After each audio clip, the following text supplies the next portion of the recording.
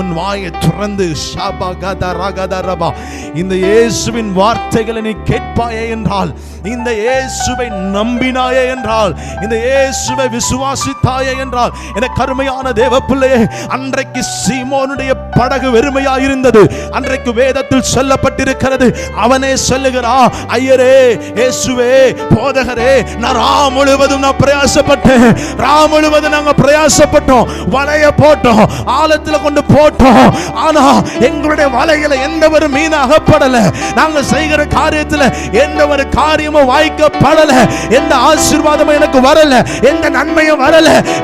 அதற்கு மாறாக வெறுமையாதான் நாங்க திரும்பி வந்தோம். எங்க வலையில ஒரு மீன் கூட அகப்படல. என் படகும், என் வலையும், நானும், என் கைகளும் வெறுமையாதான் இந்த கடலின் கரைக்கு திரும்பி வந்தோம் என்று சொன்னார்.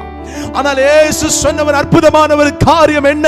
எனக்கு அருமையான தேவ பிள்ளையே, இந்த சீமோனை பார்த்து அவர் சொல்லுகிறார், வெறுமையா இருக்கிற அவன் கைகளை பார்த்து சொல்லுகிறார், வெறுமையா இருக்கிற அவனை பார்த்து சொல்லுகிறார், சீமோனே, உன் கைகளில் இருக்கிற உன் வலைகளை நீ மறுபடியும் உன் படகளை ஏற்றிக்கொண்டு உன் படகை இன்னும் ஆழத்துக்கு கொண்டு போ, இன்னும் ஆழத்துல கொண்டு போய் உன்னுடைய அந்த வலையை கொண்டு அந்த ஆழத்துல கொண்டு போடு என்று சொன்னபோது, ஹல்லேலூயா, பரிசுத்த வேதம் சொல்லுகிறது, அந்த வார்த்தைக்கு சீமோன் கீழ்ப்படிந்து, சரி ஆண்டவரே, நீங்க சொன்னதுனால கொண்டு போறேன்னு சொல்லி அவருக்கு கீழ்ப்படிந்து போனாம் பாருங்க.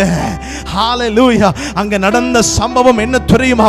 எனக்கு அருமையான தேவ பிள்ளையே, ஹல்லேலூயா, அந்தபடியே அவர்கள் செய்து தங்கள் வலை கிழிந்து போகத்தக்கதாக மிகுதியான மீன்களை பிடித்தார்கள் என்று வேதம் சொல்லுகிறது.